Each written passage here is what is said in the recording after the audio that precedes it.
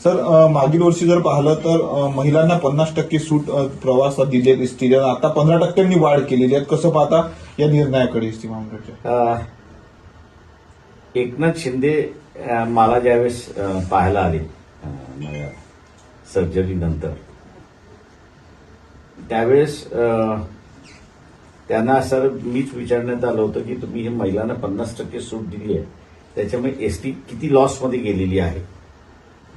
ते त्यांचं उत्तर असं होतं की प्रकाश उलटं झालेलं आहे की 50% महिलांना सूट दिल्यामुळे महिला प्रवासी मोठ्या प्रमाणात वाढलेले आहेत आणि 150 कोटी जे दिवसाला लॉसमध्ये जाणारी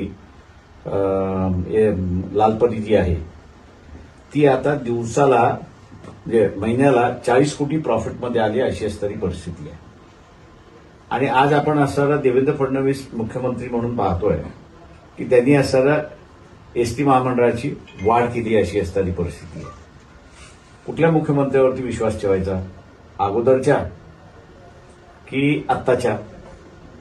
आकडेवारी ज्यावेळेस मी एसटी महामंडळाची ज्यावेळेस पाहिली त्यावेळेस मी असं म्हणेन की एकनाथ शिंदेने जी माहिती दिली ती माहिती खरी होती की महिलांना 50% सूट दिल्यानंतर सुद्धा त्यांचा प्रवास वाढला आणि एसटी महामंडळ जे आहे ते प्रॉफिटमध्ये आला, अशी परिस्थिती आहे. प्रॉफिटमध्ये असणारं एसटी महामंडळ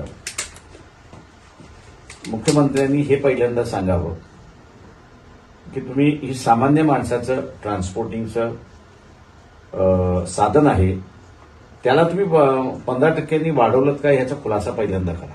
नाही तर आता असताना फॅशन झालेली आहे की जो मुख्यमंत्री येतो त्याच्या मनाला येतं तो वाढवत बसतो, पण मी का वाढवलंय हे तो सांगायला तयार नाही, अशी असणारी परिस्थिती आहे. त्याच्यामुळे हा लोकांचा भूर्दंड आहे. मी सामान्य माणसाला सांगणार आहे की तुम्ही असं बीजेपीला निवडून दिलेलं आहे, पूर्ण मेजॉरिटी दिलेली आहे, त्याच्यामुळे या महिन्यामध्ये पेढे वाटा आणि एप्रिल महिन्यामध्ये रडायला तयारीत राहा, अशी असणारी परिस्थिती तुमच्यावरती येणार आहे.